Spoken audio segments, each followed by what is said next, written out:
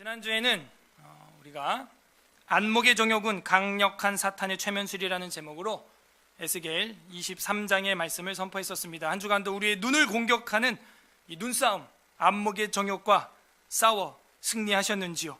오늘은 녹슨 사랑의 최후라는 제목으로 에스겔 24장 특별 계시를 선포하고자 합니다. 다 함께 따라하겠습니다. 녹슨 사랑의 최후. 우리의 사랑은 녹슬지 않았습니까? 녹슨다는 것은 사람의 마음을 안타깝게 합니다. 녹슨 자전거 바퀴, 녹슨 냄비, 녹슨 철문, 녹슨 자동차 휠, 녹슨 수도관 등등. 녹슬어서 좋은 건 없어요. 간혹 빈티지 인테리어를 하기 위하여 녹슨 철을 쓰기도 하지만 그 철에 옷이 쓸려 보셨나요? 시커매지는 거예요. 가까이 하기 부담됩니다. 녹가루 충만한 물 한 잔 드셔보셨습니까? 가까이 하기 싫은 거죠. 쉽지 않습니다. 그래서 녹이 쓸었다 하는 것은 가까이 하기에 너무 큰 부담을 주는 거예요. 사람으로 하여금 버림받게 하는 원인이 되는 겁니다. 이처럼 녹슨 사랑엔 더 이상 가까이 할 수가 없습니다. 왜 물건이 녹이 있을까요? 그것을 사용하지 않기 때문이죠. 사용하지 않기 때문에 녹이 쓰는 거예요.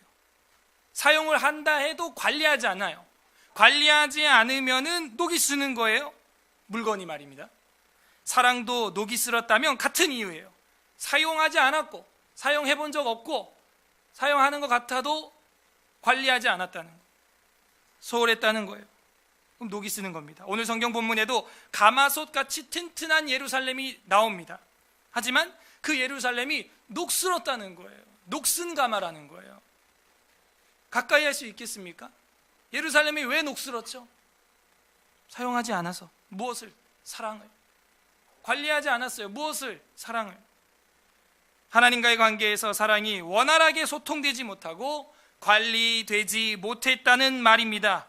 부디 오늘 말씀을 통해서 우리의 녹슨 신앙이 있다면 떨어내고 녹이 완전히 제거되고 처음처럼 하나님과 소통이 원활하고 관리되고 빛이 나는 은혜가 있기를 주님의 이름으로 간절히 소망합니다. 24장은 녹슨 가마 비유 이렇게 되겠어요.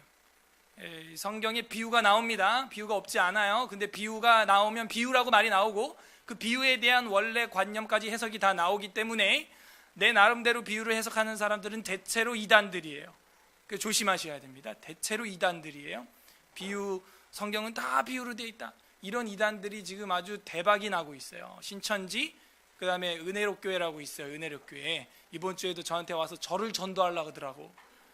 은혜롭교회라고 그 신옥주 여자 목사라고 있어요. 인터넷에 막 나와갖고 소리치는 아줌마 하나 있어. 조심해요, 조심해. 둘 다 신천지 과예요. 비슷해, 둘 다. 비유로 시작해, 비유로. 성경은 다 비유입니다. 해가지고. 처음에는 은혜로 선교원입니다. 저도 노우 목사님 강좌 듣고 목사님 존경해서 한번 뵙고 싶어요. 그래서 제가 오지 말라고 할 수가 없잖아요. 또 괜히 했다 상처받을까봐.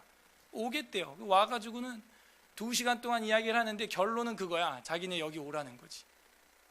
그 얘기하려고 저를 붙들고 2시간 동안. 근데 2시간 동안 그걸 반격하는데 제가 쉬웠을까요? 어려웠을까요? 저는 쉬웠어요. 근데 제가 경건반에서도 이야기를 했지만 여러분이 그들이랑 마주치면요 절대 못 이겨요. 성경 부분 가지고 공격하는 건데 그게 너무 넓게 스프레이 되어 있는 창세기부터 계시록까지 그걸 다 주워다가 이렇게 다루기 때문에 보통 연습 때서는 여러분이 이길 수 없겠더라고요. 그래서 경건반 다음 학기 수업은 이단들 만나보기예요. 그래서 만나보면은 자기가 뭘 모르고 얼마나 확실하지 않은지. 왜냐하면 비유입니다라고 이야기를 하려면은 우리 비유라고 그 사람들이 이야기할 때 우리가 그게 아닙니다라고 이야기하려면은 그 원관념을 우리가 알고 있어야 되거든요. 그 원 본문을, 성경 본문을. 원래 그 성경 본문 뜻은 이겁니다 라고 우리가 제시하려면은 알고 있어야 되거든요. 근데 걔네들이 들고 와서 성경은 다 비유로 되어 있습니다. 목사인 저를 설득하려고 하는 거야, 아줌마 2명이. 근데 제가 우리 경건반 친구들한테 똑같이 해봤거든요. 못 이겨요, 이거를. 말로써 능히 이기는 자가 없는 거예요, 아무도. 당해보질 않았으니까. 네? 여러분, 성령이 무슨 영입니까? 성령이 무슨 영이에요? 성령. 진리의 영이죠. 진리가 무엇입니까? 진리가 무엇입니까? 진리. 말씀이죠. 그러니까 예수님이 성령으로 잉태됐다는 얘기는 하나님이 말씀에서 그 말씀에 순종한 마리아와 요셉이 낳았다는 이야기예요. 그래서 마리아가 남자 없이 애를 낳은 게 아니라 남자랑 있어서 같이 애를 낳은 겁니다. 그래서 남자랑 결합을 해서 태어난 아이가 예수고, 그 예수가 30살 돼서 성령이 세례받을 때 임해서 신성이 임한 겁니다. 이런 식으로 논리 펼치는 거예요. 여러분 그거 어떻게 깰 수 있어요? 성령으로 말미암아 임신된 거지, 남자 없이 임신된 거지, 동정녀가 임신된 거지, 무슨 말이냐고 여러분 그렇게 반격하죠. 그러면 또 끌고 와. 성령이 뭡니까? 그럼 성령이. 그럼 여러분 또 얘기했잖아 방금. 성령이 무슨 영입니까? 요한복음 보세요. 성령이 무슨 영이라고 되어 있어요? 진리의 영이죠. 진리가 뭡니까? 말씀이죠. 그러니까 말씀을 해서 순종해서 낳은 아이다, 그 뜻이에요. 어떻게 남자 없이 애가 태어나요? 말도 안 되는 소리 하고 있어. 이렇게 얘기한다니까. 여러분이 이상하다, 뭔가 이게 자꾸 이렇게 순환되긴 하는데 좀 아닌 것 같은데 하는데, 이거 딱 마땅히 꼬집을 게 없는 거예요. 이단이에요, 이단. 이 단성론이라고 신성을 무시하는 거예요. 예수님이 세례 받기 전부터 신성이 있으셨어요. 그게 우리가 믿는 바 그리스도의 탄생입니다. 말씀에 순종해서 태어난 애가 그러면은 예수밖에 없겠어? 그런 식으로 하면 구약의 삼손도 마노아라는 집안을 통해서 선사가 얘기해가지고 태어난 거, 말씀 듣고 태어나, 그것도 메시아겠네 삼손도. 이런 예를 하나 딱 들 줄 알아야 되는 거예요. 확 끌고 와가지고 구약에 있는 거예요. 그것뿐만 아니라 제가 몇 개 이렇게 탁탁탁 대니까는 또 얘기 못해 자기들도. 그 말도 안 되는 소리 하지 마시라고. 그럼 아담의 후손의 육신을 가지고 죄를 가지고 우리 죄를 사하냐? 그게 말이 되냐? 그럼 삼손도 십자가에 못 박혔으면 우리를 구원했겠네. 그럼 말도 안 되는 소리 하지 마시라고. 그러니까 그 하나에 꽂혀가지고 그러고 있는 거예요. 그런 거를 한 대여섯 개 저한테 막 하는데 듣도 보도 못한 거. 그러니까 사람이 혹 해서 이렇게 넘어가는 거예요. 근데 그 사람들이 처음 공략하는 게 뭐냐? 성경은 다 비유로 돼 있대. 다 비유. 그래서 제가 그거부터 깼어요. 여러분이 이런 거부터 비판할 줄 알아야 돼요. 그런 사람들 만나면 뭐라고 해주냐? 성경이 한자 한자 다 비유예요. 다 비유로 돼 있다는 거야. 참 이해가 안 되네 나는. 아니 이게 창세기부터 계시록까지 한자 한자 다 비우면은 원관념은 어디 있냐 도대체? 그럼 원관념은 어디 쓰여져 있냐? 지면에 어디 지면에 원관념이 쓰여져 있냐? 해설이 다 비우래며 지금, 그죠? 다 비우래며. 다 비우면 그 비유에 대한 해석이나 원관념은 어느 지면에 써 있냐 이거예요. 그 말이 앞뒤가 논리가 안 맞잖아요 지금, 그죠? 다 비우라 그랬으니까 다 비워야 되고 그거에 대한 원관념은 없는 거예요. 그러면 그 비유에 대한 원관념은 자기들이 막 해석해내야 되는 거지. 자기들이 마음대로 방금 한 것처럼. 그리고 또 뭐라 그러냐? 천사를 안 믿어 또 걔네는. 천사, 날개 달린 천사 그런 게 있다고 믿으세요? 그러니까 네, 그러니까 막 웃어 절 보고. 아니 뭐 천사가 날개 달고 그러고 다니겠어요? 그 천사라는 건 사자, 주의 사자라는 뜻입니다. 사자, 주의 종.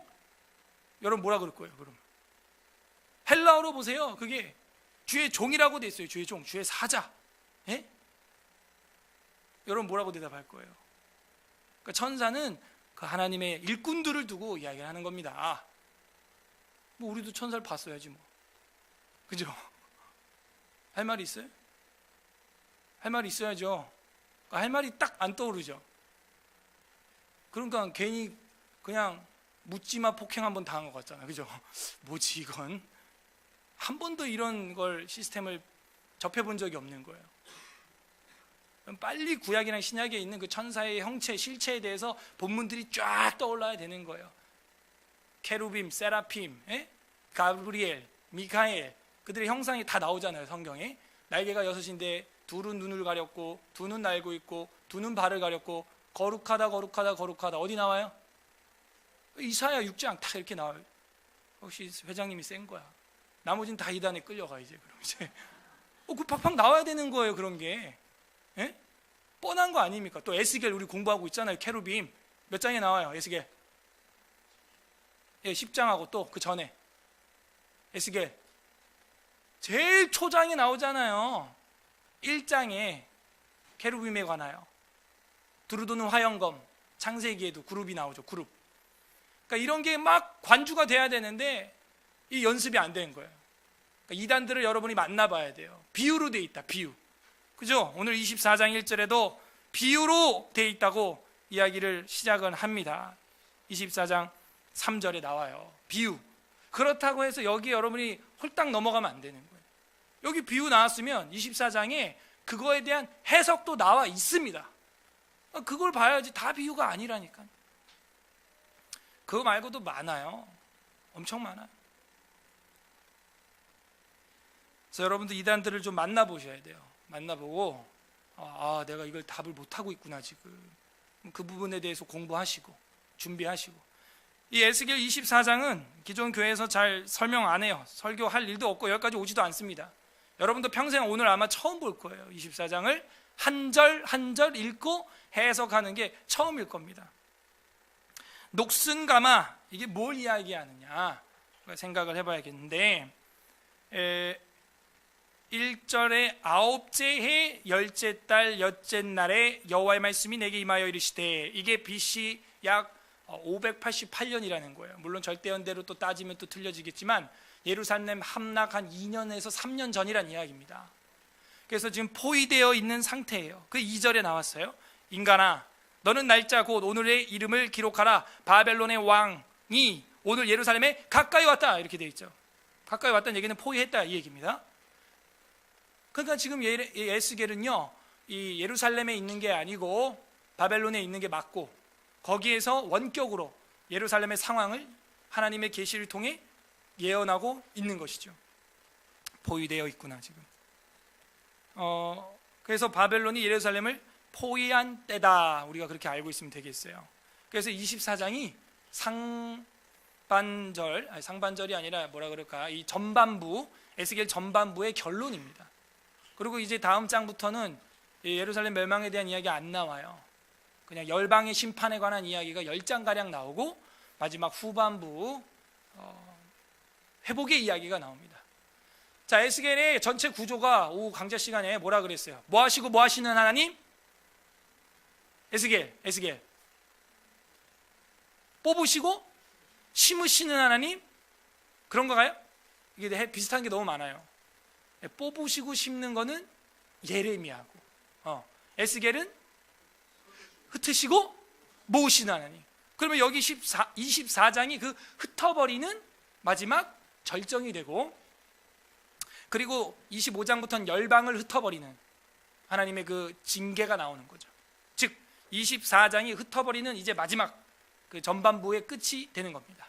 그러면 이제 다음에 열방 심판 끝나고 나서는 흩으시고 그 다음 뭐 하는 하나님? 모으시는 이야기가 이제 에스겔 한 30장 중반부터 마지막 장까지 나오게 되는 거죠. 전체 구조를 머리에 두고 우리가 봐야 내가 지금 어느 좌표에 들어와 있는지 헤매지 않습니다. 그래서 24장은 굉장히 중요해요. 흩으시는 하나님의 마지막 결론이거든요. 어떻게 흩어버리는지 나오고 있는 겁니다. 그래서 인간아, 너는 날짜 곧 오늘의 이름을 기록하라. 바벨론의 왕이 오늘 너에게 가까이 왔다. 이제 가까이 와서 이제 한 대 때리면 죽어. 21장에 바벨론은 뭐라 그랬어요? 하나님의 칼. 그죠? 이런 게 연결이 돼야 돼요. 이제 하나님의 칼날이 바벨론 목에 가까이 왔구나. 3절, 너는 이 반역하는 족속에게 비유를 베풀어 이르기를. 자, 비유를 하는 이유는 뭐예요? 쉽게 깨닫게 하려고 해요? 어렵게 하려고 해요? 쉽게 하려는 게 비유예요. 사실은 비유, 쉽게. 근데 이게 약간 비밀이 있습니다. 뭐냐면 아는 사람한테는 엄청 쉬운데 모르는 사람한테는 그 비유가 비밀이 될 수도 있어요. 그거는 묵시적인 형태의 비유일 때 그래요. 묵시. 그러나 계시적인 형태일 때는 계시예요. 계시. 그것도 그 이단들이 그러는 거예요. 하나님의 계시는 우리가 다 할 수 없다, 막 이런 식으로 얘기를 해. 그래서 제가 아이고 아줌마야, 계시는 리베일레이션이다. 제가 접견실에 있는 식탁보로 확 베끼면서, 자, 이렇게 베끼는 게 리베일한 거야. 제가 이렇게 베끼니까 식탁이 잘 보여요? 안 보여요? 잘 보이죠? 계시라는 거는 보이게 하는 데 목적이 있는 거고, 안 보이게 하는 목적이 있는 건 묵시라고 하는 겁니다. 용어 설정부터 하세요. 근데 이 아줌마들이 어떻게 해서든 저를 막 끌어가려고 막. 와, 그 열정은 제가 박수를 보내는데, 그 열정이 유대교의 열정이면은 무슨 의미가 있겠어요? 담임 목사를 끌어가려고, 담임 목사를. 저를 낚아가면은 누가 다 딸려올 거니까, 여러분이. 그리고 또 이단 학설 중에 뭐가 있냐면 자기들은 예수를 믿고 영생을 얻었대. 나보고 영생을 얻었니? 그게 목사한테 할 질문이야? 그래서 내가 답변하기 전에 아니 그런 질문 설정 자체가 지금 예의가 아니시라고. 도대체 뭘 배우고 다니시냐고. 아니 지금 담임 목사고 노 목사님 강의 들으셨다며요. 그리고 서울에 와서 좋은 데 왔다며요. 여기 찾아서 저한테. 아니 그리고 성경 배우는 교회인 줄 알고 왔다며 저희 교회. 근데 저한테 영생을 얻으셨냐니 그게 질문이 할 질문이시냐고. 성도가 담임 목사한테. 참 답답하다고 안타깝다고 그런 질문이. 제가 그랬어요. 그랬더니 아무튼 대답을 해보시래. 영생을 얻으셨네. 참. 예, 얻었습니다. 그러면 이제 죽지 않으시겠네요? 이래 나한테. 그래서 왜 안 죽어요? 우리가 죽죠. 영생 얻었다며요. 이제 또 뭐 이상한 거 또 들고 나왔네. 또 이제 영생을 얻었는데 왜 죽냐 이거야 나보고. 그래서 내가 반대로 물었어. 그러면 아줌마는 안 죽어요? 자기들이 안 죽는데 이제. 와, 안 죽어? 와, 내가 놀래가지고 그 교회는 안 죽나 보네 다 이제. 이게 다 신천지에 있는 교리거든요. 이게 다 이게 짬뽕된 거야. 안 죽어? 그럼 안 죽고 거기 최장수한 사람이 몇 살입니까? 내가 물어봤더니 우리 교회는 이제 개척된 지 9년밖에 안 됐기 때문에 한 90세, 80세는 엄청 많다는 거예요. 그러면 한 30년 지나면 110세, 120세, 150세, 200세까지 가겠네요? 그렇다는 거야. 야, 내가 이거 50년 뒤까지 살아봐야 되겠는데 꼭 이거. 그러면서 저를 오라는 거예요. 지금 목사님은 믿음이 없다는 거예요. 왜 영생한다 그러고 여기서 죽냐 이거야. 그 잘못 믿고 있기 때문에 죽는다라고 입에서 지금 고백이 나왔다는 얘기. 그래서 내가 진짜 잘못 믿고 있나? 내가 왜 죽지 나? 그러면서 제 앞에서 요한복음에 이르기를, 요한복음 11장에 나를 살아서 믿는 자는 죽어도 살겠고 살아서 믿는 자는 영원히 죽지 아니하리라 이러지 않았냐. 제가 그래서 제가 요한복음 전공입니다 지금 학교에서. 아니 근데 그 말은 그게 아니고 얘기를 하는데도 아니라는 거야. 아니라는 거야. 자기네 교회 다 와야 된대. 그래서 한 2시간 싸우다가 도저히 결론이 안 나가지고, 여러분 말이 안 통한다고 막 그래요? 저도 막 그랬어요. 그럴 때 여러분이 2시간 싸워놓고 그 아까운 시간을 해놓고 말이 안 통해 가 미쳤나 봐 저 사람들. 이렇게 하면 그 2시간이 얼마나 아까워. 그죠? 싸울 거면 그냥 보내면 안 돼요. 아니면 처음부터 그냥 말을 하지 말았어야지. 만나자마자 2시간 들여놓고 너무 아깝잖아. 저도 논문 써야 되고 바빠 죽겠는데 2시간 뺏은 거야 엊그저께. 그래가지고 제가 이거 그냥 보내면 안 되겠다 해가지고 참 너무 아깝다. 또 이 아줌마들이 나이가 환갑이 다 돼가는데 어머니 생각도 나고 너무 불쌍한 거야. 이 아줌마들이 눈이 맛이 갔어 보니까 막 뭐에 꽂혀가지고. 그래서 제가 알겠습니다. 그럼 거기 가면 우리 죽지 않고 다 살 수 있는 거죠? 그렇다. 그럼 그 교회 죽는 사람 없습니까? 했더니 죽는 사람이 있긴 있대. 뭐냐 그 사람 왜 죽냐고. 그러면 그 사람들은 죄가 있어서 제대로 믿는 믿음의 사람들이 아니었다는 거지. 그래서 이게 죽었다는 거예요. 죽었다는. 그러면 거기 담임 목사님도 지금 안 죽고 살아있는 이유가 그건 그렇다. 우리 담임 목사님은 절대 죽지 않는데 그러는 거예요. 그래서 제가 그랬어요. 그러면 우리 하나 이제 시간이 많이 갔으니까 하나만 합시다. 그 담임 목사님이 죽거나 그리고 1세기 21세기가 지나기 전에 예수님 온대요. 또 그런 소리 해. 아무튼 뭐 계시를 받았대. 그 21세기가 지났는데도 예수님 안 오면 우리 교회 다 오시라고. 이야기하기 전에 제가 뭐라 그러냐면, 이제 뭐라고 저한테 그러냐면, 이제 앞으로 20, 30년 뒤에 보십시오. 우리 교회 100세 넘는 사람들이 떡덩이같이 많아질 겁니다. 막 그래요. 나 그게 무슨 말인지 모르겠어. 사투리인지 모르겠는데 떡덩이같이 많아질 거래. 아무튼 경상도 아줌마인데 떡덩이같이 많아질 겁니다. 막 떡덩이같이 많아진다고요. 그러면은 불신자들의 장수하는 인구 비율보다 그 교회에 장수하는 사람들의 비율이 훨씬 높아야 됩니다. 맞다는 거야. 그래서 자기들은 지금 이제 그 낙원을 위해서, 그 삶을 살기 위해서 피지로 가야 된대. 지금 피지. 그래서 이제 피지로 지금 땅 사가지고 지금 다 또 거기에 올인하고 있는 거야. 보니까 그 피지라고 하는 뭐 이렇게 나라가 있나 보죠. 섬인지. 거기 가야 된다고 나보고 같이 가자고 자꾸 그러는 거야. 나도 가보고 싶은데, 그런데 좋아하는데 일단 아직 아닌 것 같고. 그래서 알겠다고. 근데 떡떡이같이 많아질 시대가 이제 얼마 안 남았다. 30년, 40년 뒤면 두 분은 모르겠지만 나는 그때까지 살아있다. 30년, 40년 뒤에 해봤자 60밖에 안 됐기 때문에 나는 살아있을 것 같다.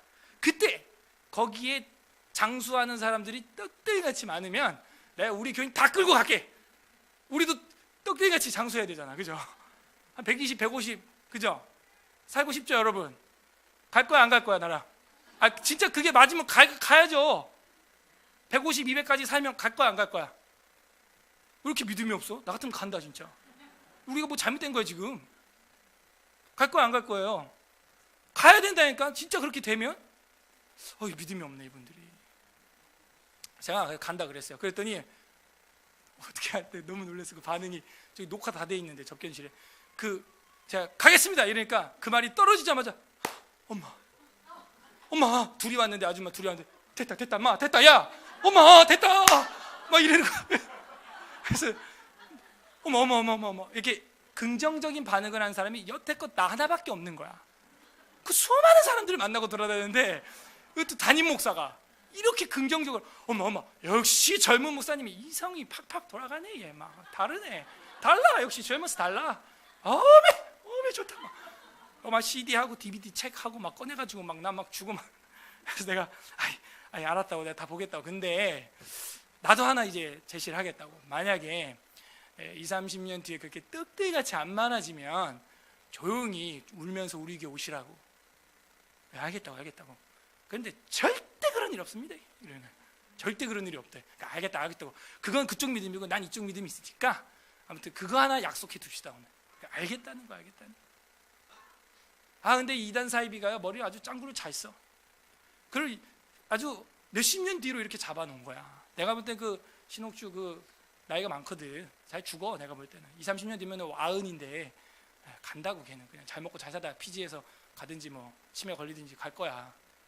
이단들이 이게 짱구가 너무 잘 돌아가는 거야. 자기 한 시대는 먹고 살라고 시스템을 다 그렇게 해놨어. 여러분 주위에도 그렇게 이단에 빠져 있는 사람, 뭐 신천지 은혜롭교회 빠져 있는 사람 있으면요 미리 이렇게 편지나 사인을 받아놔. 이렇게 저처럼. 그래서 제가 그 편지를 쓰든지 집에 가서 녹음을 해뒀든지 해라. 당신의 집에 아들도 있고 손주도 있을 텐데 불쌍하지 않냐. 만약 떡덩이같이 안 많아지고 그런데 두 분은 나이 많아서 가실 것 같은데 갔는데 나중에 그 손주 새끼들도 거기 아직 계속 다니고 있으면 어떡하냐. 그러니까 빨리 그 편지를 유서를 써놓든 녹음을 해놓든 해라. 근데 알겠다 막 할 것 같지도 않아. 제가 볼 때. 여러분이 만났으면요 정말 큰일 날 것 같아요. 제가 볼 때. 근데 여러분이 뭐 시작부터 얘기를 안 하겠지만 한번 이게 솔깃하면은 떡덩이가 됩니다. 비유를 이렇게 베풀었다면은 그 뒤에 해석이 나오게 돼 있어요. 지금 이 한국교회 문제는 불경 보고 코란 보고 이단에 빠진 게 아니에요. 성경 보고 그 모양 그 꼴이 된 거예요. 정말 화를 면치 못할 겁니다. 그런 거짓 선지자들.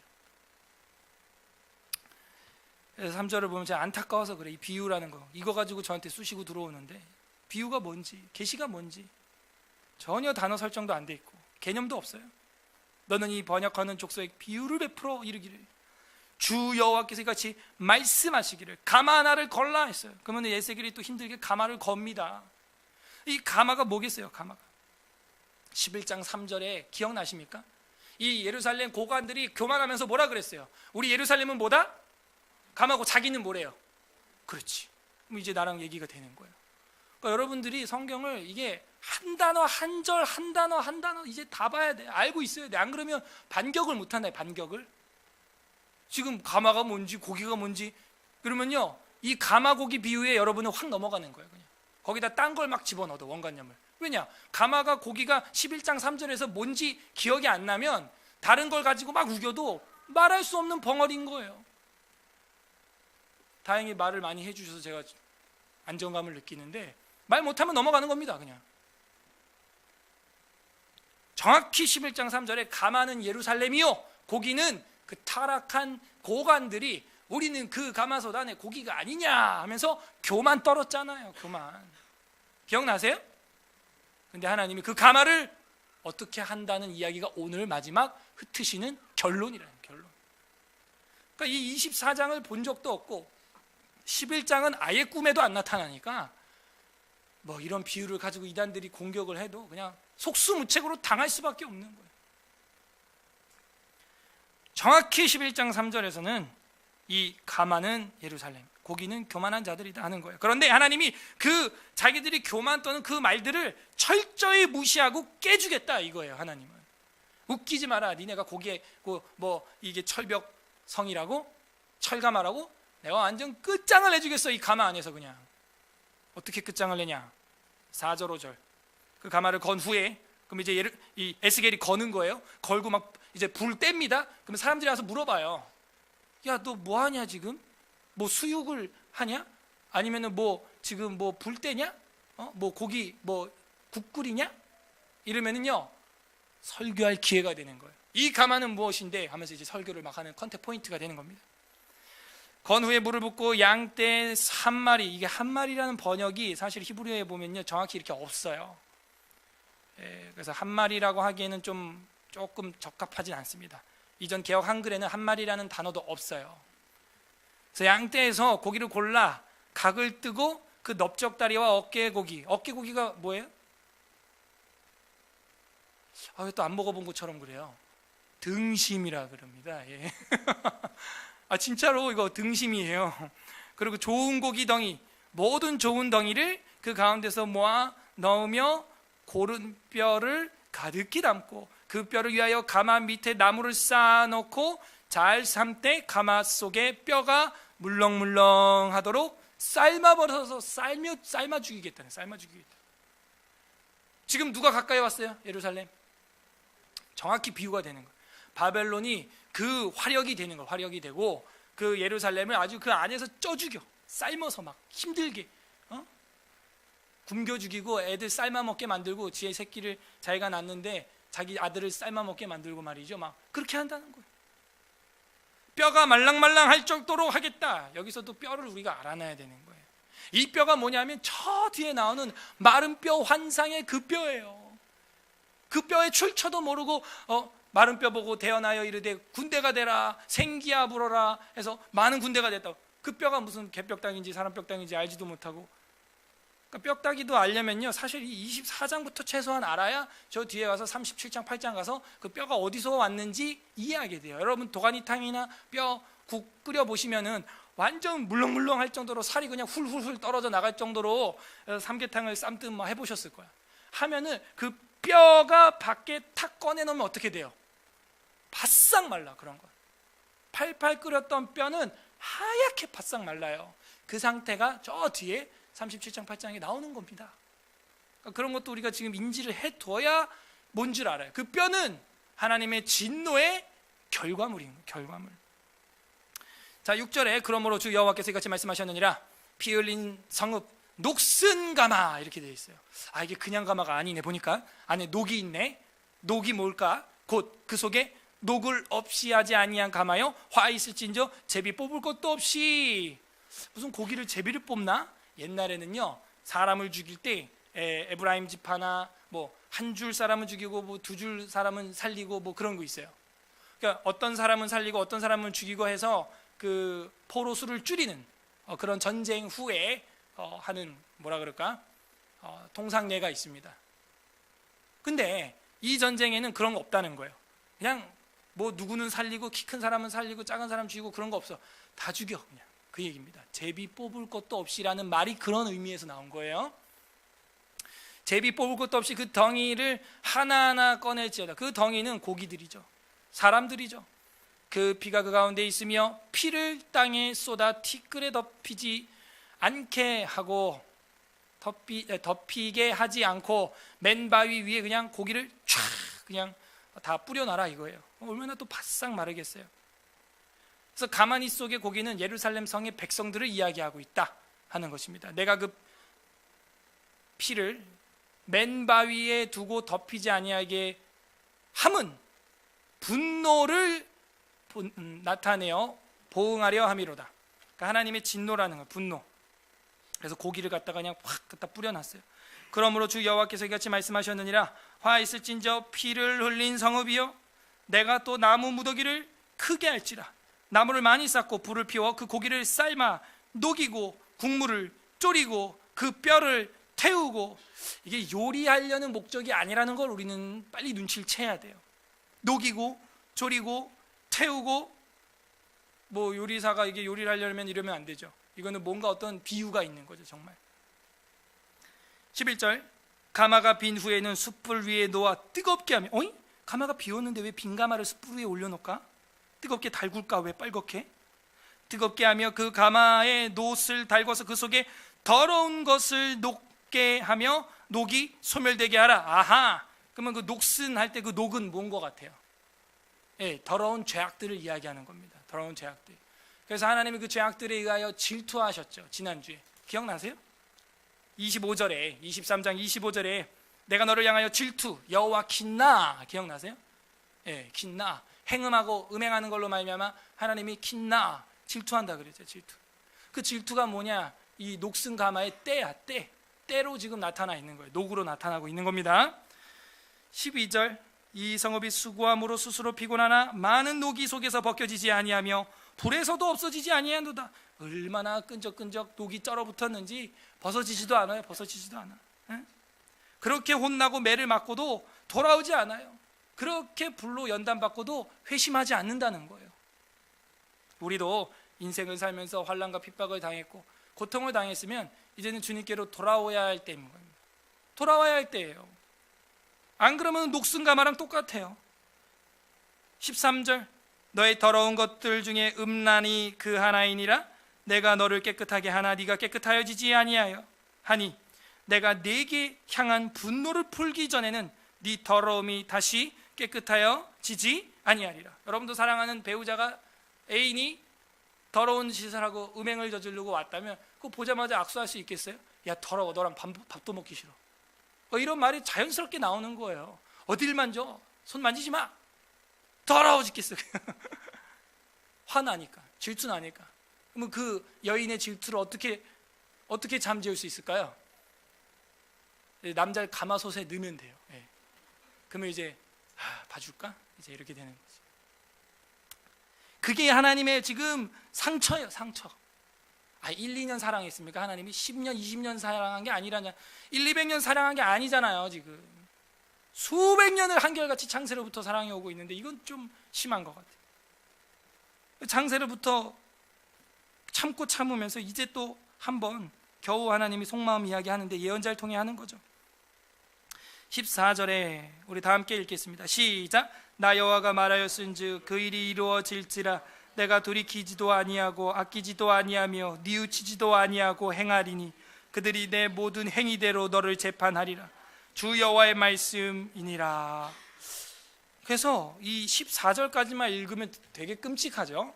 와, 어떻게 그래도 자기가 사랑했던 백성을 갖다 가마솥에 넣어서 푹푹 삶아서 졸여서 태워서 녹여서 그 녹을 벗기겠다고 하실까. 근데 원래 하나님 본심은 그건 아니었다니까요. 근데 그 하나님의 사랑의 손에서 자꾸 벗어나니까 돌아오면 또 받아주고 또 받아주고 그러면 또 바람피고 또 바람피니까 행음하고 그래서 계속 봐줬는데 더 이상 안 돼. 한 번은 선을 딱 그어줘야 기준이 생기는 거예요. 사람이. 아이들도 회초리를 대는 이유가 안 돼 말로 해도요 애들이 계속 벗어나거든요. 그러니까 회초리를 한번 딱 대면은 이건 진짜 안 되는구나 라고 마음의 선이 딱 가요. 그걸 넘어서지 않습니다. 그래서 하나님도요 너를 위해서 내가 회초리 들 수밖에 없는 거죠. 그래서 1절부터 14절까지는 녹을 없이 하실 것이다 하는 그 하나님의 마음이 나오지만 그 좋아서 그러는 거 절대 아닙니다. 그 아니라는 이유가, 아니라는 근거가 15절 동그라미로 시작하는 그 단락부터 보여지는데 15절부터 마지막 절까지는 뭐냐? 1절에서 14절에 대한 하나님의 본심이에요. 본심. 본 마음은 원래 이런 건데 너네 너무 더러워 지금 보니까. 그래서 이 때를 벗겨내야 되겠어 내가. 그렇게 된 거예요. 그래서 15절부터 보게 되면 그렇게 막 졸이고 태우고 이게 하나님 마음이 아니에요. 원래 하나님 마음. 하나님 마음이 이제 이 하반부 후반부에 나오게 됩니다. 그래서 1절부터 14절까지는 녹슨 가마의 비유였고 15절부터 그 뒤는 또 다른 이야기가 나옵니다. 그 가마를 팍팍 부를 때는 하나님의 본심이 나옵니다. 본심. 자, 15절 여호와의 말씀인데 또 내게 임하여 이르시되 인간아 내가 네 눈에 기뻐하는 것을 한번 쳐서 빼앗으리니 너는 슬퍼하거나 울거나 눈물을 흘리거나 하지 말며. 기뻐하는 게 뭘까? 에스겔이 좋아하는 게 뭐가 있을까? 노트북 게임? 에스겔이 좋아하는 게 뭐가 있을까요? 맛있는 음식 숨겨놓은 거? 에스겔이 좋아하는 게 뭐가 있을까요? 제사장 직분? 뭐가 있을까요? 있겠죠. 17절, 죽은 자들을 위하여 슬퍼하지 말고 조용히 탄식하며. 조용히 탄식을 어떻게 하죠? 이것도 번역이 조금, 탄식은 원래 하는 건데 조용히 탄식하라는 얘기는 조금 어울리지 않고, 이 조용히 침묵하며 신음하라 이렇게 번역하는 게 적당합니다. 너는 초상이 나도 탄식하지 말고 조용히 침묵하며 신음하라. 신음은 되죠. 신음은 끄이끄이 하는 거니까, 끄끄 하는 거니까 신음이 적당하다. 침묵하며 신음하며 수건으로 머리를 동이고 발을 신에 신고 입술을 가리지 말고 사람이 초상집에서 먹는 음식물을 먹지 말라. 한마디로 동조하지 말라는 거예요. 야, 어떻게 그럴 수 있지? 그래, 뭐 남의 초상인데 뭐 내가 거기 가서 뭐 안 운 적이 더 많지 뭐 운 적보다. 그러니까 여러분들 초상식 가서 울 일 거의 없죠. 직계 가족 아닌 이상은 거의 울 일 없습니다. 그래갖고 이제 그대로 백성들한테 가서 또 예언을 합니다. 너희들은 기뻐하는 거, 너희들이 즐거워하는 거 하나님 한번 칠 거다. 근데 울거나 슬퍼하거나 거기 초상집에서 같이 애통하거나 탄식하거나 하지 말아라. 그 예언 선포를 했어요. 18절에 내가 아침에 백성에게 말하였더니 어떻게 됐어요? 저녁에 내 아내가 죽었어. 헐, 완전 뒤통수 맞은 것 같아 지금 에스겔은. 이게 뭐야? 아니 다른 집에 무슨 초상이 나거나 이럴 줄 알았는데 열심히 제사장 일을 하고 하나님의 말씀을 전하고 자기 온 몸을 버려가면서 지금 주의 일을 하고 있는 에스겔 사모님이 죽어버렸어. 갑자기 내 아내가 죽었으므로 아침에 내가 받은 명령대로 행하매. 그 명령이 뭐예요? 슬퍼하지 말아라. 침묵하고 신음해. 수건으로 머리를 동이고 신을 신고 입술을 가리지 말고 초상 옷 입지 마. 상복도 입지 마. 그런 음식 먹지 마. 와, 어떻게 견뎠을까요? 아마 혀를 그냥 꽉 물었을 거야. 입술을 콱 깨물었을 거예요. 에스겔이. 안 울었을까요? 뒤에서 혼자 많이 울었을 거예요. 장례도 제대로 못 치르고. 왜 이런 일을 하나님이 겪게 하느냐? 계속해서 부르는 게 인간아 벤아담 이러고 부르는데, 벤아담, 이 아담의 후손이 아들인 에스겔이 어떻게 하나님 하늘에 있는 심정을 알겠어요? 흙에 사는 사람이, 흙을 밟고 사는 사람이 어떻게 하늘에 하나님의 심정을 알겠어요? 모르거든. 그리고 그 심정으로 네가 설교한다고 모를 거거든. 그러니까 너가 겪어봐. 이게 뭐냐면, 내가 지금 가마솥에 고기를 삶는 마음이 내가 좋아가지고 희희낙낙 고기를 삶는 게 아니야 지금. 지금 네 아내 잃어버려서 침묵하며 신음하듯이 나도 지금 그렇게 하고 있는 거야 지금. 그렇게. 알았어? 그러니까 이런 하나님의 마음은요, 에스겔 24장 말고는 성경 어디에도 없어요. 전체를 다 뒤져도 안 나와. 그러니까 솔직히 말하면 이 마음을 알아보려면 배우자를 잃어버려 봐야 알 수 있을 거예요. 절대 이해 못 할 거예요. 그래서 노 목사님도 사모님이 이제 암으로 돌아가셨죠. 그때 설교를 들어보면은 뭐 다 울어요. 울음 바다야 그냥. 울음 바다. 그렇게 많이 다투기도 하시고 뭐 사랑도 하시고 이렇게 하셨는데, 떠나보내고 나니까 전부 추억인 거예요. 네. 싸운 것도 추억이고, 집에 있는 무슨 물건만 봐도 저거 치워버려라. 뭐 그 물건 보면 자꾸 아내 생각나니까 저거 가지고 싸웠던 거, 뭐 액자를 어디 거네, 뭐 이거 왜 저렇게 했네, 이렇게 했네. 그 물건 보면 막 그 음성이 막 들리는 것 같아. 그러니까 치워버리라고, 딸들한테 다 없애버리라고. 그 고통을 우리가 어떻게 알겠어요? 하나님도 에스겔에게 네가 내 마음 어떻게 알겠어? 네 아내를 너도 잃어버려 봐야 그래야 알겠지. 에스겔이 무슨 죄가 있어요? 에스겔이.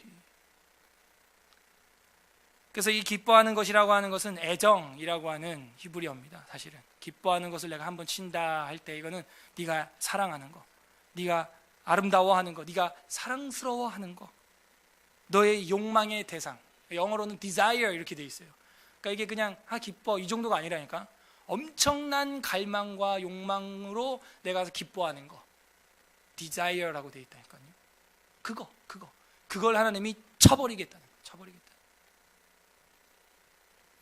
내가 지금 가마솥에 고기를 삶는 심정이, 본심이 이거야. 내가 무슨 좋아가지고 삶고 있는 게 아니야 지금. 19절에 백성이 내게 이르거든 네가 행하는 이 일이 우리와 무슨 상관이 있는지 너는 우리에게 말하지 아니하겠느냐.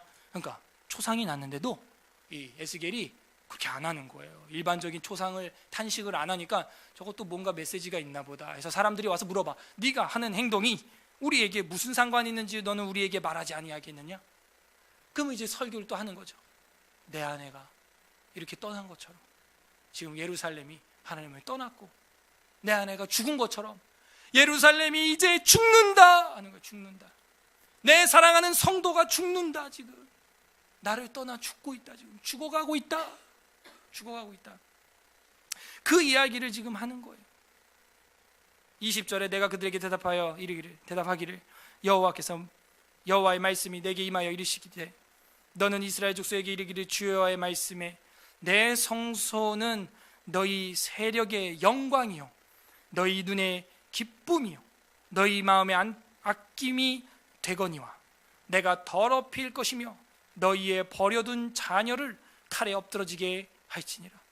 너희가 에스겔이 행한 바와 같이 행하여 입술을 가리지 아니하며 사람의 음식을 먹지 아니하며 수건으로 머리를 동인 채 발을 신으시는 채로 두고 슬퍼하지도 아니하며 울지도 아니하며 죄악 중에 패망하여 피차 바라보고 탄식하리라. 지금 에스겔이 저렇게 하는 것처럼 너희들도 이제는 다 회파되고 가정이 전부 살육이 일어나고 전쟁이 터지고 그렇게 될 거다.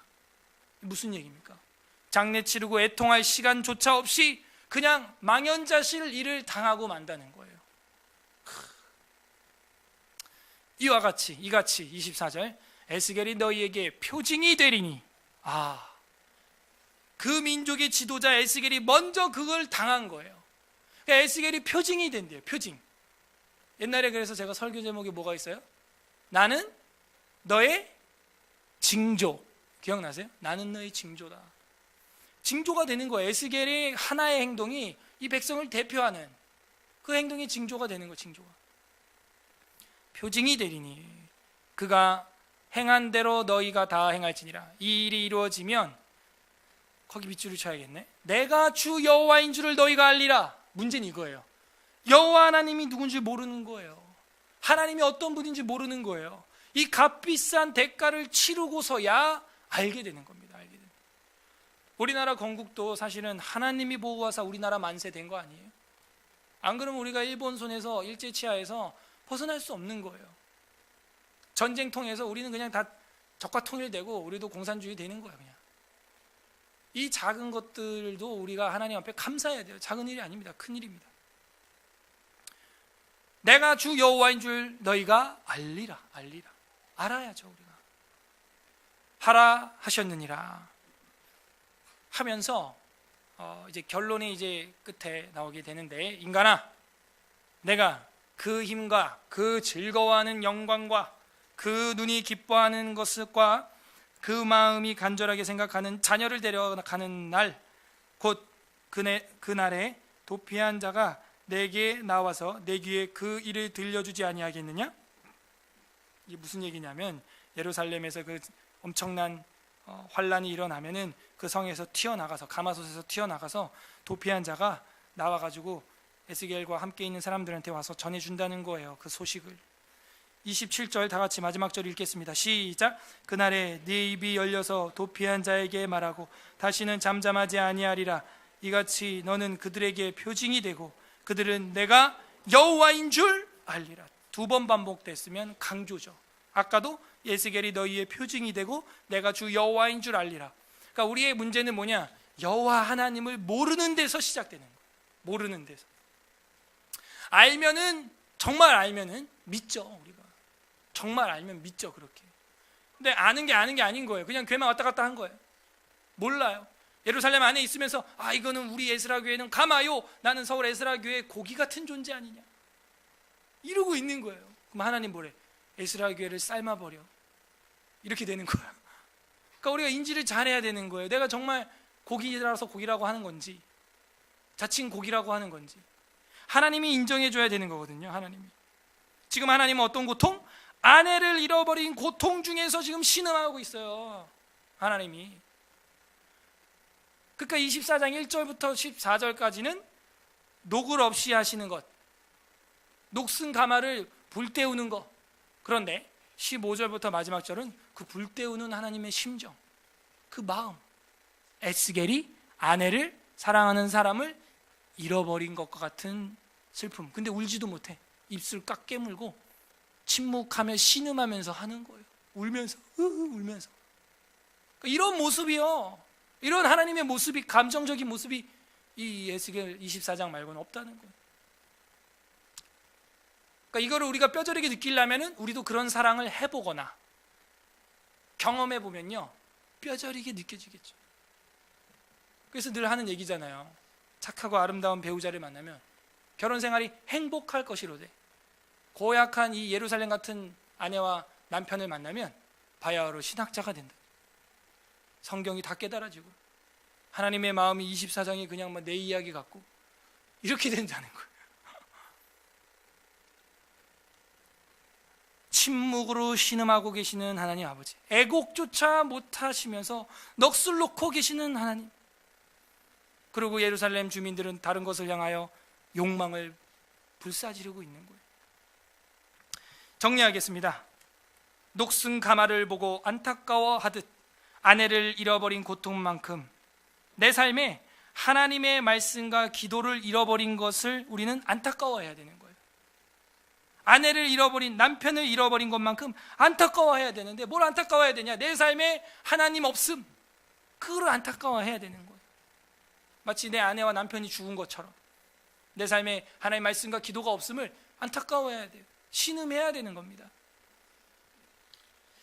조지 휘필드라고 하는 그 개혁 이후에 그 목사님이 계시는데, 사실은 이분이 감리교의 교리나 이런 거를 다 세팅한 분이고, 웨슬리는 휘필드의 뒤를 그냥 이어서 그 결과물만 취한 사람이에요, 사실은.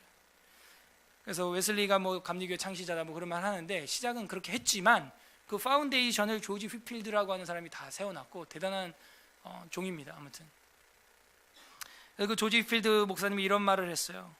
녹슬어 없어지지 않게 하시고 달아서 없어지게 하옵소서. 우리의 신앙이 녹슬어서는 안 된다는 거예요. 녹슨 건 가까이 하기 싫은 거 아니에요? 녹슨 건 쓸 수가 없어요. 녹슬어서 버림받을 바에는 달아서 없어지는 게 낫죠. 쓰임받아서 없어지는 게 낫죠. 순교자 소양 주기철 목사님, 이 소양이라는 호를 쓰신 이유는 작은 양이라는 거예요. 자기는 하나님 앞에 작은 양, 소양. 주기철 목사님의 옥중 기도문에 보면요, 유명한 말이 옥중에서 이제 나왔는데 이런 편지를 썼어요.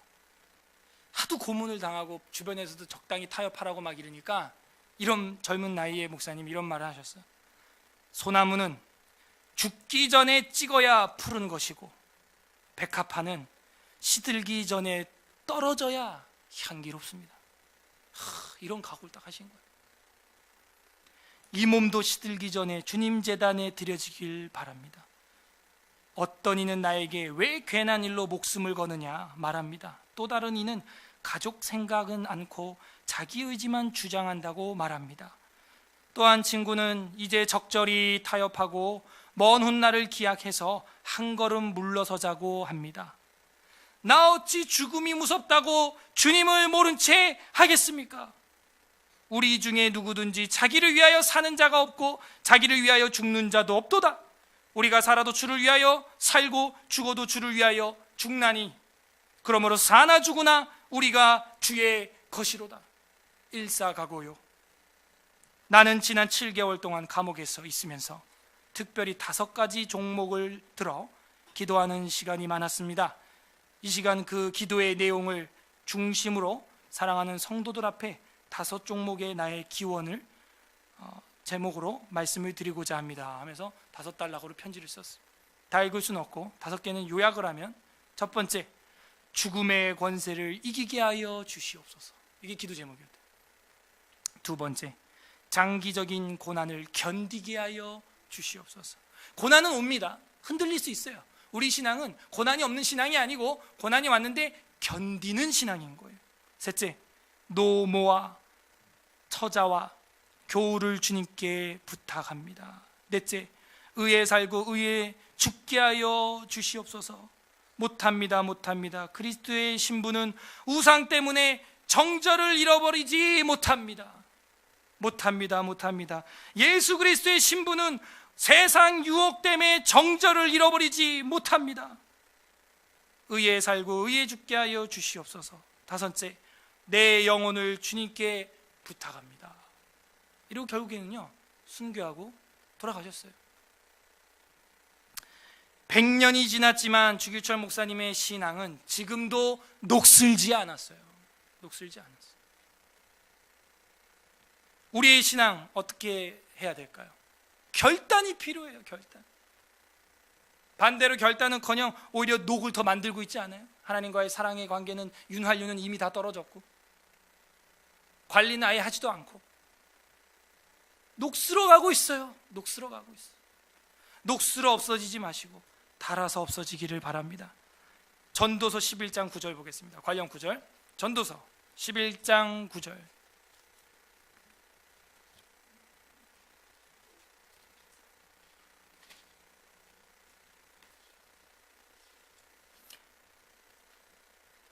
잠언 다음에 전도서 11장 9절. 다 같이 9절 10절 9절만 일단 읽어보겠습니다. 11장 9절 959페이지 959페이지 전도서 11장 9절 다 같이 시작. 청년이여 내 어린 때를 즐거워하며 내 청년의 날들을 마음에 기뻐하여 마음에 원하는 길들과 내 눈에 보는 대로 행하라. 그러나 하나님이 이 모든 일로 말미암아 너를 심판하실 줄 알라. 무슨 얘기냐면 하고 싶은 대로 해라. 그런데 막판에 다 하나님이 그걸로 계산할 거는 알고 까불어라, 이런 얘기죠. 청년의 때가 뭡니까? 제일 팔팔할 때예요. 소나무 같을 때예요. 제일 새 차 뽑았을 때예요. 그때 너희가 어떻게 행할 것이냐? 너희 마음에 기뻐하는 일을 해라. 그런데 그것이 하나님이 기뻐하는 거여야 되지 않겠니? 라는 걸 지금 생략하고 물어보는 거예요. 그 다음 절에 보면은 뭐라고 나와 있어요? 10절 보면 다 같이 읽어봐요. 시작. 그런즉 근심이 내 마음에서 떠나게 하며 악이 내 몸에서 물러가게 하라. 어릴 때와 검은 머리 시절이 다, 이 얘기가 이제 중요한 건데, 너의 마음의 걱정과 육체의 고통이 없게 해라. 혈기왕성했던 그 청춘이 어떻게 된다? 다 헛되다. 무슨 얘기냐면 덧없이 지나간다는 거예요. 우리 여기 40, 50, 60, 70 넘으신 분들 마음은 지금도 20대 같아, 그죠? 덧없이 지나간 거예요. 순식간에 지나가는 거예요. 예. 저도 이제 내일 모레 40, 이게 말이 안 되는 거예요. 뭐가 잘못됐어, 세상이 지금. 40이라니. 제가 이래봬도 이러고 돌아다니면 대학생이냐는 소리 들어요. 머리가 이렇게 하얀데도. 비우는 건 건강에 안 좋습니다. 네. 그런데 이게 뭔가 잘못된 거예요. 뭔가. 근데 진리죠. 솔로몬이 말하죠. 네. 혈기왕성한 청춘은 검은 머리의 시절이 다 헛되게 지나가고 있다. 덧없이 가고 있다 지금. 그러니까 청년의 때. 내 어릴 때 그 즐거워하는 거 좋은데 뭘 해야 되는지 생각해라. 마지막에 하나님은 그걸로 결판 내린다. 뭐 최근에 뭐 연예인이 뭐 교통사고로 죽고 뭐 화재 사건으로 뭐 사람들이 죽고 이런 거 보면은 뭘 느끼십니까? 인생 덧없다. 느끼잖아요. 돈과 명예에 덧없구나. 그 느끼면은 거기서 느끼는 데서 끝나면 안 되고, 아유 인생 뭐 있냐, 인생 무상이다. 참 이게 뭐냐, 인생이 한 번에 가는구나. 거기서 생각이 끝나면 안 되고, 그래서 어떻게 해야 되는데 답이 나와야 될 거 아니에요. 철학이 돼야지. 그래서 우리는 이제 어떻게 살겠다는 거예요? 똑같이 그 좋은 거 추구하며 살자는 거예요. 인기, 명예, 살자는 거예요.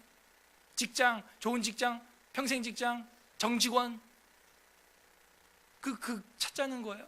물론 하지 말자는 얘기가 아닌데, 진짜 대비해야 될 게 뭐냐, 진짜 대비해야 돼요. 전도서 12장 1절, 그 다음 절 보세요. 다 같이 읽어봐요. 12장 1절 시작. 너는 청년의 때 너의 창조주를 기억하라. 곧 공고한 날이 이르기 전에 나는 아무 낙이 없다고 할 애가 해들이 가깝기 전에 창조주를 기억하라. 답이 나왔어. 아하, 이 우주 만물 전체를, 지구를 자전시키시고 공전시키시며 회전하시며 해달별을 똑같이 움직이시는 이 창조주를 만나야 되는구나, 배워야 되는구나, 믿어야 되는구나. 이게 지금 중요하다는 거예요. 검은 머리가 덧없이 지나가니까, 헛되게 지나가고 있으니까. 청년이 넘어서 머리가 하얀 분들도요, 지금도 여전히 창조주를 배우고 있다면 저는 영적으로 아직 청년이라고 해석을 합니다. 저는 청년이에요, 아직 그분들. 우리 교회 다 청년이에요, 다 청년. 형 왔어? 청년. 다 청년이에요. 영혼이, 속사람이 젊은 거예요. 소나무도 죽기 전에 찍어야 푸르른 거예요. 나이는 많아져 가도 속사람은 늙어져 가면 안 되고 익어져 가야 되는 거예요. 푸르른 거예요. 푸르른 거예요. 요한계시록 2장 4절 한번 보겠습니다. 계시록 2장 4절에서 에베소 교회를 향하여 하나님께서 주시는 말씀이 있습니다. 요한계시록 2장 4절 5절, 제가 묵상을 많이 하는 말씀인데 2장 4절 5절, 계시록 400페이지, 다 같이 4절 5절 2절 읽겠습니다. 시작. 그러나 너를 책망할 것이 있나니 너의 처음 사랑을 버렸느니라. 그러므로 어디서 떨어진 것을 생각하고 회개하여 처음 행위를 가지라.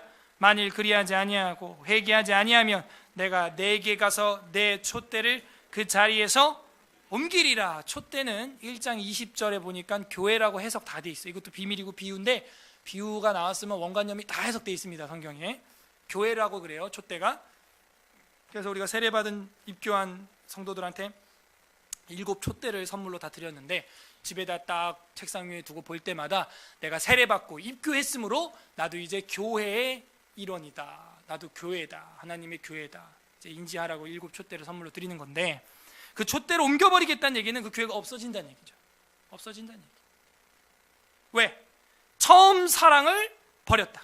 녹슬었어. 보니까 교회 처음 나왔을 때 여러분 어떻게 나왔습니까? 믿을 때 그 마음 어땠습니까? 지금 녹슬지 않았습니까? 기계도 녹슬면은 빨리 구리스 칠하고 말이죠, 빨리 엔진 막 펌핑 해보고 돌려보고 막 해야 되는 거예요. 하나님에 대한 사랑, 이웃에 대한, 가족에 대한 사랑, 녹슬었으면요 다시 사랑하려고 노력해야 되는 거예요. 움직여야 되는 거예요. 움직여야 돼요. 표현해야 되고 말해야 되는 겁니다. 초심을 지켜야 돼요. 그래서 우리 넷째 태명을 초심이라 그래서 초심. 목회도 초심, 우리 부부간에도 초심. 네, 초심. 처음 사랑을 버렸다. 그래서 그 처음 행위를 가져라. 자, 처음 사랑을 회복하는 것은 처음 행위를 가지라는, 행위, 행동. 그래서 처음 사랑은 그냥 마음으로 난 사랑하고 있어, 아직도 처음이랑 똑같아, 그게 아니고 처음 사랑은 처음 행위. 정확히 성경이 이야기하잖아요. 여러분이 교회를 섬겼던 행위, 성도들을 사랑했던 그 행위, 그걸 기억하라는 거예요. 떨어지지 말라는 거예요. 거기서 웨스트민스터 신앙고백, 우리 교단 장로교 헌법 제13장 칭의라고 하는 부분에 보게 되면 2항에 이런 말이 있습니다. 이같이 그리스도와 그의 의를 받아들이고 의존함에 있어서 믿음은 칭의의 유일한 방편이다. 그렇지만 믿음으로 의롭다함을 받은 사람 안에서 단독적으로 있는 것이 아니라 언제나 모든 다른 구원의 은사들을 수반하고 있는 것이며, 그것은 죽은 믿음이 아니라 사랑으로 역사하는 믿음이다. 사랑으로 역사하는 믿음. 따라하세요. 사랑으로 역사하는 믿음. 그러니까는 구원받아서 내가 예수 믿고 의롭다 칭함 받은 사람은 죽은 믿음이 아니라 사랑으로 역사해야 한다. 역사. 사랑만 있는 게 아니라 사랑으로 역사가 나타나야 돼. 처음 행위. 처음 행위. 예. 사랑함 행위. 보고 싶으면 달려가고, 때가 되면 또 선물도 주고, 그 사랑하는 행위, 크게 있어야 한다는 거예요. 그래서 사랑으로 역사하는 믿음, 그것이 우리에게 필요한 지금 첫사랑이에요. 첫사랑. 오늘 본문에 어떤 하나님의 마음이 나타난 것 같아요? 아내를 잃어버린 남편의 사랑으로 우리를 지금도 신음하면서 기다리고 있어요. 누구야? 뭐하고 있냐? 내 마음이 이렇게 지금 끊어지는 것 같다. 기다리고 있는 거예요. 너 처음에 나한테 뭐라고 기도했어? 너 처음에 이렇게 해주면, 뭐 이렇게 되면, 뭐 이렇게 뭐 열리면, 뭐 어떻게 그거 어디 간 거야? 다 어디 간 거? 처음 사랑을 버리면 안 돼. 저도 기도를 가끔 하는 게 이거예요. 제가 담임 목사라서 성경 준비하고 설교를 하고 말씀 보고 이게 아니고, 저도 왕년에는 청년이었잖아요. 그때는 그냥 교회가 좋았어요. 어린 고등학교, 대학교 시절에는 교회가 너무 좋았어. 조금만, 요거 절반만한 교회였지만 혼자 교회 가서 찬양하고 피아노 치고 기타 치고, 그냥 누가 와라 이게 아니야. 그냥 교회가 좋았어. 거기서 그냥 찬양 불렀어, 혼자. 그래서 옛날에 뭐 찬미천 이런 거 1번부터 1000번까지 다 불러보기 뭐 이런 거 하기도 하고, 하루 종일. 그리고 교회에서 나이 세고 자고 새벽기도 드리고 집에 가고 그런 적도 많아요. 그러니까 그 누가 시킨 거 아니거든요. 그러니까 내가 좋았어. 하나님이 좋았고 교회가 너무 좋은 거예요. 하나님이 좋고 그 사람이 좋은 것 뭐 일단 그건 두 번째 문제고. 여러분도 그런 추억이 있겠죠. 분명 한 번쯤은 있을 겁니다. 그렇게 교회를 사랑하시고 하나님을 사랑했던 그 초심을 가지라고. 베팅하지 마요. 교회에서 베팅 올리지 마. 제가 여러분 그렇게 대한 적 없고 하나님도 여러분 그렇게 대한 적 없어요. 베팅한 적 없어요. 계산기 두드린 적이 없다고요. 성도 보고 이 성도는 얼마짜리, 저 성도는 얼마짜리 이렇게 한 적이 없어요. 아내를 잃어버린 남편의 사랑으로 우리를 향해서 지금도 신음하시고 기다리고 계십니다. 적용해 보세요. 마음과 뜻과 힘을 다해 하나님 사랑해야 됩니다. 어떻게 하는 거냐? 신명기 6장 5절에서 9절에 나와 있죠. 첫 번째는 하나님 그 사랑하는 걸 내 마음에 새기고, 두 번째는 열심히 주변 자녀에게 가르치고, 세 번째는 내 만나는 사람들한테 전하는 거예요. 그게 신명기에서 말하는 하나님 사랑 방법이에요. 하나님 안 보이는데 뭐 오늘 밤에 안아줄 거야, 만져줄 거야. 그게 안 되거든요. 내 마음에 깊이 새기고, 그다음에 내 자녀에게 가르치고, 아까 우리 기도도 했지만 우리 자녀들이 경건하게 자라기를 원합니다. 열심히 자녀 가르치는 이 행위가 하나님 사랑하는 거예요, 지금. 그리고 이웃에게 만나는 사람에게 전하는 거, 이거 행위가 하나님을 사랑한다는 표현이라고 성경이 말하고 있어요. 다른 게 하나님 사랑합니다, 이게 사랑하는 게 아니라 그렇게 실제로 처음 행위를 가지는 거, 그게 사랑하는 표현이에요. 끝맺겠습니다. 우리 주님 예수 그리스도께서는 우리를 죽도록 사랑하셨어요. 오늘 마지막 성경 요한복음 3장 보겠습니다. 요한복음 3장 16절, 우리가 너무나 잘 알고 있는 말씀이고 한데 오늘 좀 새롭게 다가올 겁니다. 요한복음 3장 16절 보세요. 3장 16절 146페이지, 오늘 마지막 성경 다 같이 한 목소리로 가슴에 새기면서 읽겠습니다. 요한복음 3장 16절 시작. 하나님이 세상을 이처럼 사랑하사 독생자를 주셨으니 이는 그를 믿는 자마다 멸망하지 않고 영생을 얻게 하려 하심이니라. 하나님이 세상을 이렇게 사랑했다는 거예요. 이렇게. 우리를 보면서 그렇게 애타하신다는 거예요. 아내가 죽어가는 것 애통해하는 것처럼 우리가 세속화되면요, 우리를 보고 그렇게 애통하신다는 거예요. 이처럼 사랑하시는데 독생자를 줘서 죽을 만큼 차라리 자기 독생자를 죽여서 그 죄를 씻어줘야겠다. 그리고 그를 믿는 자마다 뭐하지 않고 멸망하지 않고, 거기 밑줄을 딱 치는 거예요. 멸망하지 않고. 이게 하나님 본심이에요. 안 망했으면 좋겠어. 내가 가마솥에 너네 넣는 게 내 목적이 아니야. 그 가마솥은요, 지옥의 축소판인데 내가 거기 보내는 게 내 목적이 아니야. 왜 이렇게 돌아오지 않느냐? 내 본심은 너네가 멸망하지 않는 거야. 망하지 않는 거라고. 그 앞뒤절에도 그렇게 나와요. 내가 온 것은 너희를 심판하려 함이 아니고 너희를 구원하려 함이라. 예수님이 멸망하지 않고 영생을 주려고 하는 건데 왜 이걸 모르냐 이거. 아무리 자기에게 맞는 피가 있어도요, 이 수혈을 할 때 동의하지 않으면 피를 넣을 수가 없다니까, 그 몸에. 아무리 자기가 말기암 환자여도 동의에 사인하지 않으면 의사가 칼로 배를 가를 수가 없어요. 동의를 해야지, 그 동의를. 하나님께서는 우리가 멸망하지 않기를 바라고 영생을 얻고 그 사랑 안에 들어오기를 바라고 있습니다. 우리의 사랑은 녹슬지 않았습니까? 왜 물건은 녹이 있습니까? 그것을 사용하지 않기 때문입니다. 하나님과 사랑을 하지 않기 때문이죠. 표현하지 않기 때문이에요. 사용했다고 해도 관리하지 않으면 또 녹이 쓰는 겁니다.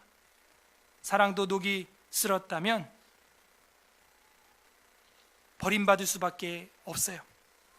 사용되지 않고 관리되지 않은 사랑은 가까이 하기에 부담이 되는 것입니다. 부디 하나님과 이웃을 향한 사랑이 예수 그리스도로 소통됨으로 우리의 신앙이 늘 새 것보다 더 새로워지시기를 주님의 이름으로 소망합니다.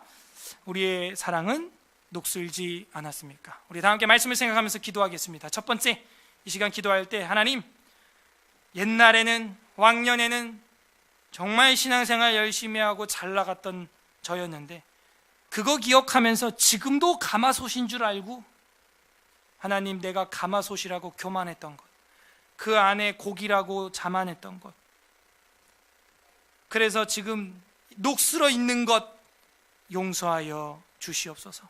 우리 그렇게 회개하는 기도했으면 좋겠고, 두 번째로는 하나님과의 그 사랑이 원활하게 소통되게 하시고 이웃과의 사랑도 관리되게 하셔서 그 사랑으로 실천하고 살아가게 하여 주옵소서.